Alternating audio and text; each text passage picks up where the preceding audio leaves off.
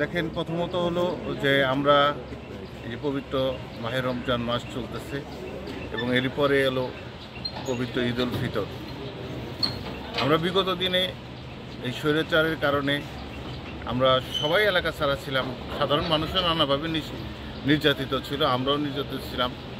তারা তো লুটপাট করে খাইছে সব।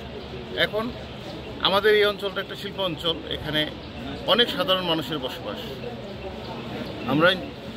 আমরা জনাব তারেক রহমানের পক্ষ থেকে তার নির্দেশ অনুযায়ী আমরা যাতে এই 5 তারিখের পরে আমাদের এই প্রথম ঈদ আমরা যাতে গরিব দুঃখী সকলকে নিয়ে আমরা ঈদের দিনটা যাতে উদযাপন করতে পারি, সেই জন্যই আমরা মূলত তারই নির্দেশনায় এই উদ্যোগ গ্রহণ করেছি।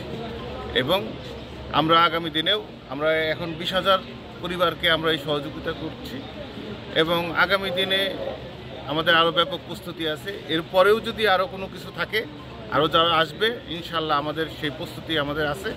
আমরা পুরো পৌর এবং কালিয়াকৈরবাসীকে নিয়ে যতটুকু সম্ভব আমরা চেষ্টা করব সুখে দুঃখে এই পবিত্র এই ঈদ উল ফিতর উদযাপন করার জন্য। ধন্যবাদ।